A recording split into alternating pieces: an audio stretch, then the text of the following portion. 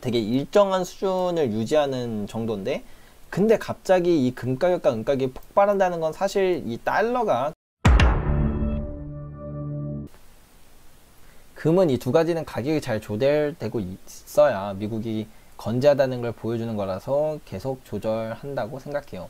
아예 틀린 말은 아닐 수 있습니다. 예. 왜냐면 금 가격과 은은 얘는 이제 달러로 책정이 되는데, 얘가 너무나도 가파르게 오른다면 그거는 좀 의아한 거거든요. 왜냐면 금과 은은 총량에 한정이 있고 매장량이 뭐 갑자기 크게 늘어나거나 크게 줄어들지는 못하거든요. 되게 일정한 수준을 유지하는 정도인데, 근데 갑자기 이 금 가격과 은 가격이 폭발한다는 건 사실 이 달러가 급락했다는 거를 의미하다 보니까, 그때 반증이다 보니까, 예를 들면 원유 이런 것들은 일단 총량은 좀 애매하죠. 총량이 뭐 한정되었다고 말하기도 애매하고, 그 다음에 이제 수요와 공급이 좀 들쭉날쭉하는 것도 있다 보니까, 얘는 뭐 가격이 크게 오르거나 떨어져도 얘가 막 달러가 무너졌다라고 생각을 안 하기 때문에, 뭐 금과 은이 이제 가격이 너무 급격하게 오르는 걸 뭐 어느 정도 뭐 그렇게 한다는 건 뭐 논리적인 허점은 뭐 크게 없어 보입니다. 근데 문제가 뭐냐면, 미국이라는 나라는 오로지 달러만 생각하는 나라인가?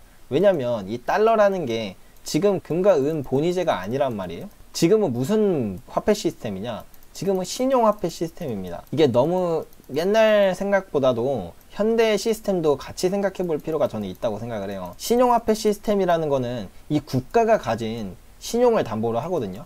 그럼 이 국가의 신용은 어떻게 정해지는데? 그러면 이 한 국가의 신용은 두 가지로 정해집니다. 국가가 가진 자본 플러스 경제력. 자본은 어차피 일정하니까 결론적으로 이 신용이 움직이는 건 경제력이거든요. 경제력을 다시 조금 더 풀어서 이야기하면, 경제력이라는 건 GDP 성장률이 사실 경제 성장률이니까 저는 약간 이 성장률이라고 봅니다. 경제가 얼마나 잘 성장하고 있는가, 얼마나 탄탄한가, 이게 결국엔 신용이라는 거죠. 이걸 담보로 화폐의 가치가 정해진다. 그러면 미국이라는 나라는 현재는 모든 사람들이 이걸 인정했기 때문에 이 신용이 무너지지 않는다면 화폐 가치가 떨어지지 않습니다. 지금 돈 이렇게 왜 많이 뿌렸는데 달러 가치가 상승해요? 미국이 그만큼 성장이 강하니까요.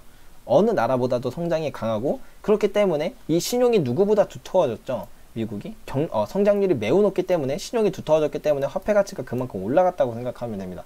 세상도 이거를 인정해서 이렇게 받아들이고 있는데, 그럼 미국이라는 나라는 지금 이 화폐 가치를 정확히 지키고 싶다면 이 성장률을 끌어올리는 걸 집중을 해야지, 뭐 애매하게 금, 은 누르겠다고 뭐 금리 올리고 무슨 증거금 인상하고 이런 식으로 해서 괜히 경제 펀더멘탈을 망치는 그런 행위를 할 바보들이 아니라는 거죠. 물론 일부 그런 거, 뭐 예를 들면은 트레이더들을 이용해서 뭐 가격을 조작한다, 가격 조작, 이거는 뭐 결국에는 뭐 이것을 통해서 그냥 요 정도, 그러니까 만약에 한다면 요 정도를 하지 않을까. 통화 정책이나 재정 정책 이런 걸로 이걸로 금, 은을 누르기 위해서 이런 정책을 할 거라는 생각은 안 합니다. 왜냐면 이건 논리적인 허점이 너무 많잖아요. 지금까지 설명드렸다시피. 그래서 뭐 일부는 뭐 그럴 가능성도, 이런 쪽으로 본다면 금과 은을 분명히 미국이 조절하고 싶은 의지. 왜냐면 금과 은 가격이 너무 많이 오르는 것도 어찌됐든 달러 가치가 그만큼 하락했다는 또 반증이기 때문에, 요런 정도로 이제 금과 은 가격을 좀 누르는데 심혈을 뭐 기울일 수는 있겠다. 뭐 그거는 논리적으로 뭐 그럴 수 있겠다라고 볼 수는 있겠지만, 막 이런 거 막 요즘 뭐 금리 올리고 테이퍼링 한다는 게 사실은 뭐 달러를 금 가격 못 올리게 해서 달러 지키려고 한다, 막 이런 주장을 펼치시는 분들은 이미 사실 그 말 자체가 되게 논리적 허점이 많은 거고, 너무 바보 같은 그런 정책을 하진 않을 거라고 저는 생각하는데, 뭐 언제나 또 생각은 다를 수도 있는 거니까요. 금, 은을 같이 가지고 있는 투자자라면 현재 가격으로 금은비를 생각할 때 금을 팔아 은의 비율을 높여놓는 게 적절한 시기라는 의견은 어떻게 생각하시는지요?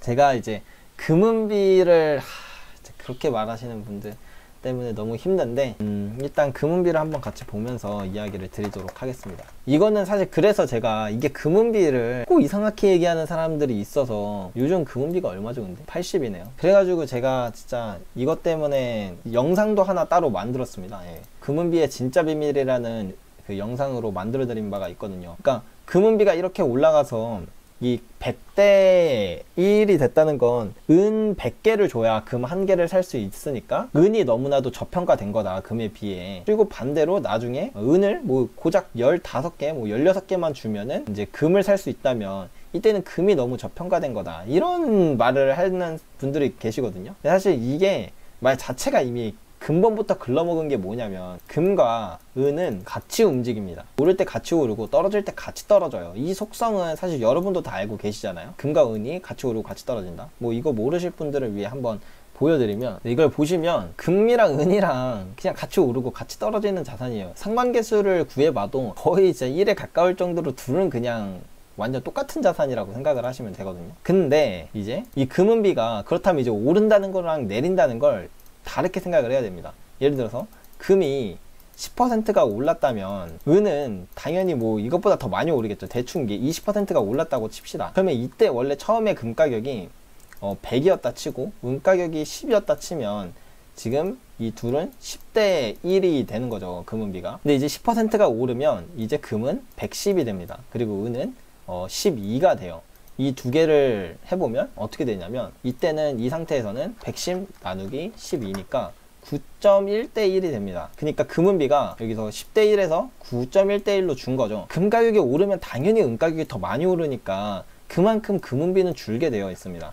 반대로 금 가격이 내려가면 은 가격은 더 많이 내려가니까 금은비가 이전보다 더 높아지게 되고요. 그래서 이 금은비가 이렇게 올라간다는 건 그냥 금과 은 가격이 많이 내린 거고, 이렇게 많이 올라간다는 건 금과 은 가격이 많이 내린 거고, 이렇게 내려간다는 건 금과 은 가격이 같이 많이 오른 거거든요. 그러니까 지금 뭐 이렇게 금은비가 이렇게 올라갔으니까 이제는 은이 저평가된 거 같네, 은을 모아야 되나, 이런 생각을 하는 게 아니라 그냥 이렇게 올라간다는 건 금과 은이 많이 떨어졌구나, 지금 금과 은이 동시에 같이 저평가가 됐네 라고 생각을 하시는 게 맞다, 이게 본질적으로 더 맞다 라고 이해를 하시면 좋을 것 같습니다. 그래서 결론적으로 지금은 뭐 금을 사는 게 좋나요, 은을 사는 게 좋나요 라고 물어보면, 저는 말씀드리는 게, 내가 투자의 확신이 비교적 낮다, 근데 투자는 하고 싶다 라고 한다면 저는 금을 사라고 말씀을 드립니다. 금은 변동성이 작으니까 좀 심리적으로 안정을 가질 수 있게 되고, 그동안 심리적인 안정이 있는 동안 내가 여러 가지를 공부하면서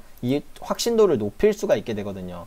결국에 이 확신도가 높지 않으면 나중에 막 이런 잔파동을 다 견뎌내고 이런 거대한 상승을 먹지 못하게 되기 때문에 이 투자에 대한 확신이 가장 중요한데, 이게 낮다면 금을 사고 이게 높다면 은을 사면 되는 겁니다. 지금 어느 가격대고 뭐 금은비가 어떻고 이런 게 중요한 게 아니라, 투자의 확신이 내가 얼마나 있느냐에 따라서 금을 사는지 은을 사는지 고민하시고 선택하시면 된다고 저는 개인적으로 좀 그렇게 생각을 하고 있습니다.